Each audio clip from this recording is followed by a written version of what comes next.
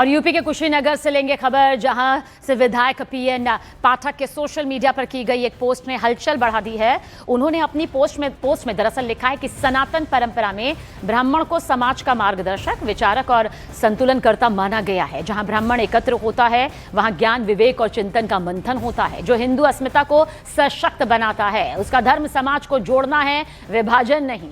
अपनी पोस्ट की शुरुआत पीएन पाठक ने जय श्री राम, जय सनातन, जय भाजपा लिखकर की है। लेकिन उन्होंने आगे जो लिखा उसकी वजह से वो दरअसल सुर्खियों में आ गए हैं।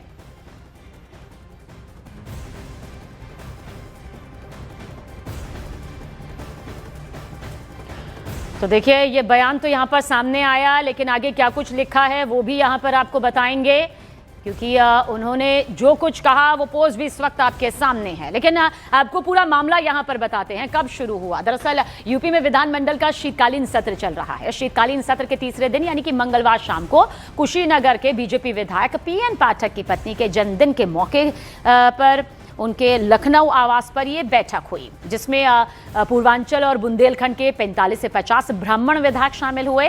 विधायकों को लिट्टी चोखा और मंगलवार व्रत का फलाहार परोसा गया। पत्रकार से विधायक बने डॉक्टर शलभ मणि त्रिपाठी भी इस बैठक में पहुंचे। मिर्जापुर विधायक रत्नाकर मिश्रा और एमएलसी उमेश द्विवेदी की मुख्य भूमिका यहां पर रही है। देखिए, खास बात यह है कि इस बैठक में अन्य पार्टियों के भी ब्राह्मण विधायक पहुंचे थे। सूत्रों का कहना है कि बैठक में कहा गया है कि अलग अलग जाति के खांचों में कई जातियां तो पावरफुल हो गई, लेकिन ब्राह्मण पिछड़ गए, ये उनके जरिए यहां पर कहा गया है। ये सहभोज और फलाहार दोनों था। परसों हम लोग विधानसभा में बैठे थे तो आपस में चर्चा हो रहा था कि जाड़े का मौसम है, लिट्टी चोखा का कहीं स्वाद लिया जाए। उसी संदर्भ में तय हो गया, हमारे आवाज तय हुआ। जो माननीय विधायक जी लोग मिलते गए, उनसे कहा गया कि भाई आइए, सहभोज है। और उसमें संजोग से कि केवल उसमें ब्राह्मण थे, ब्राह्मण भूमिहार थे। अगली बार होगा तो सभी जाति विधायक रहेंगे।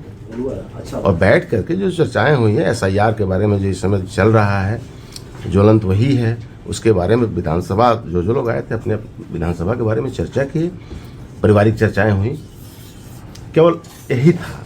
अब मीडिया पता नहीं क्या क्या कि ब्राह्मण नाराज हैं, ऐसा कुछ है नहीं।